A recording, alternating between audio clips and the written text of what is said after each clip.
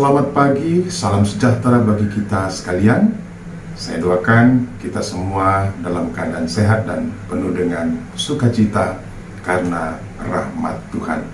Saudaraku, sebelum kita memulai aktivitas kita hari ini, kita akan mendasarinya dengan firman Tuhan. Sebelum kita merenungkan firman Tuhan, mari kita bersatu di dalam doa.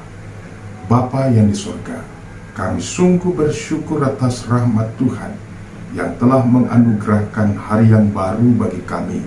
Hingga pada saat ini, kami tetap dalam keadaan sehat, penuh sukacita dan damai sejahtera. Ya Tuhan, sebelum kami memulai aktivitas kami akan mendasarinya dengan kebenaran firman Tuhan. Kiranya Roh Kudus yang mengurapi hamba-Mu dan mengurapi kami sekalian, agar firman-Mu dapat kami mengerti, dapat kami lakukan di dalam kehidupan kami sehari-hari.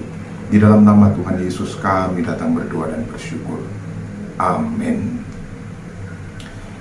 Saudaraku yang kekasih di dalam Kristus Yesus, mari kita membuka Alkitab yang menjadi dasar renungan kita.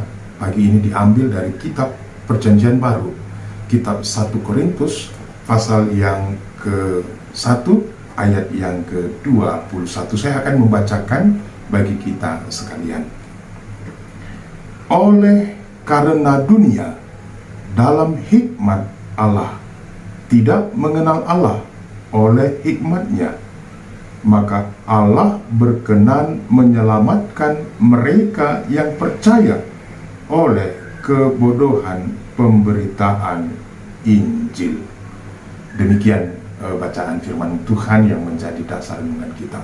Saudaraku yang terkasih di dalam Kristus, Rasul Paulus menuliskan surat ini kepada jemaat di Korintus agar mereka tidak lagi menggunakan akal dan pikiran manusia atau hikmat dunia di dalam memaknai tentang salib, memaknai tentang keselamatan yang dianugerahkan Allah melalui Yesus Kristus. Karena jemaat di Korintus itu terdiri dari berbagai latar belakang.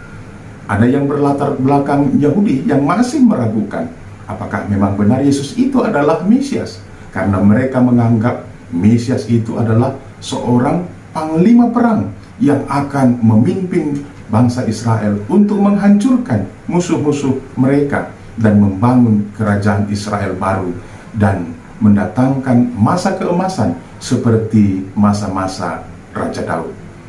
Ada juga orang yang berlatar belakang Yunani yang sangat mengagungkan hikmat dan kepintaran manusia, akal dan pikiran mereka, filsafat-filsafat dunia untuk memahami tentang Injil dan keselamatan. Mereka menganggap bahwa Yesus itu tidak benar-benar disalibkan, karena tidak mungkin Allah yang Maha Kuasa mati di kayu salib.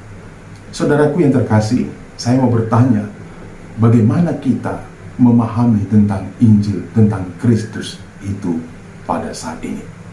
Apakah kita seperti orang Yahudi atau kita seperti orang Yunani? Tentu saja tidak.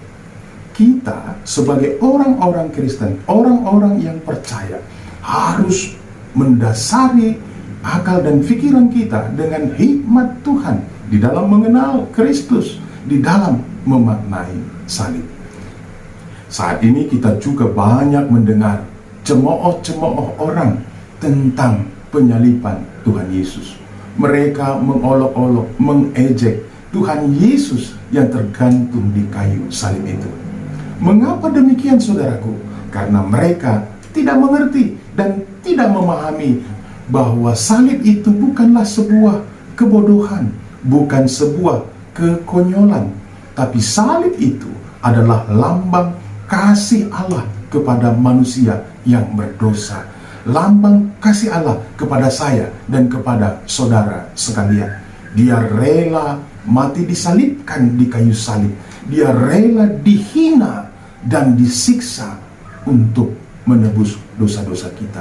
Seharusnya kitalah yang harus disalibkan di sana, tetapi karena kasih Allah, dia tidak ingin kita disalibkan, tetapi dia sendiri yang menggantikan kita.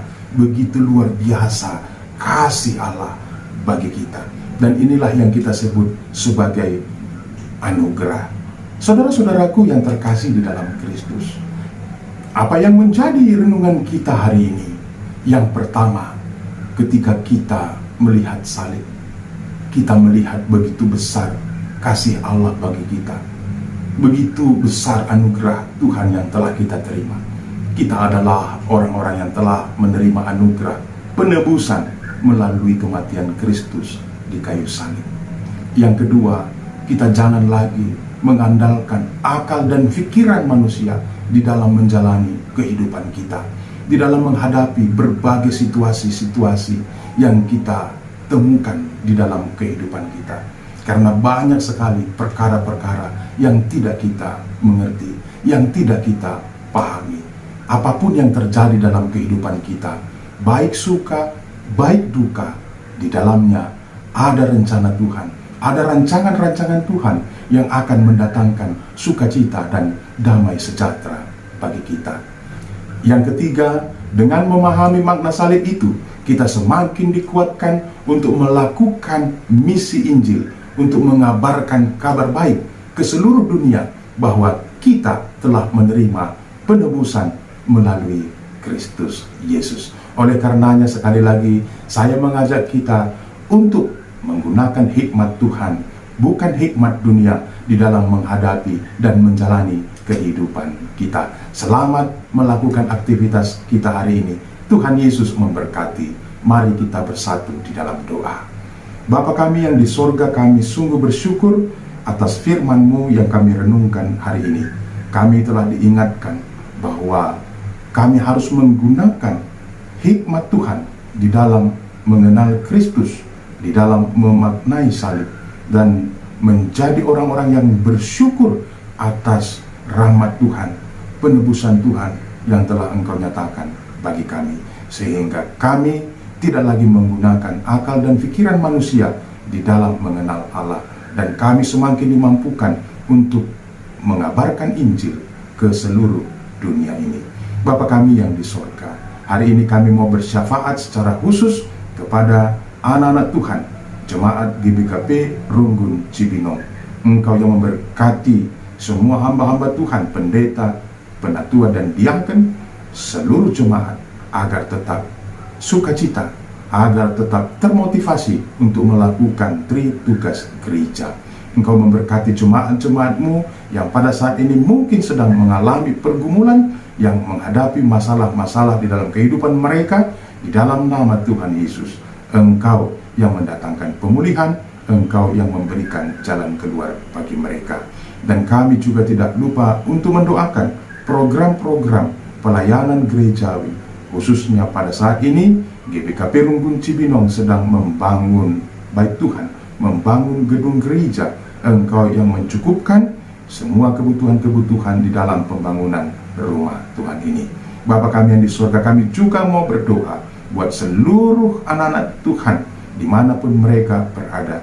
Tuhan yang memberkati, Tuhan yang memimpin kehidupan mereka, meneguhkan iman dan pengharapan mereka di dalam menjalani aktivitas mereka, di dalam mengerjakan pekerjaan-pekerjaan mereka, dan di dalam menghadapi berbagai situasi baik suka dan duka yang mereka alami dalam kehidupan.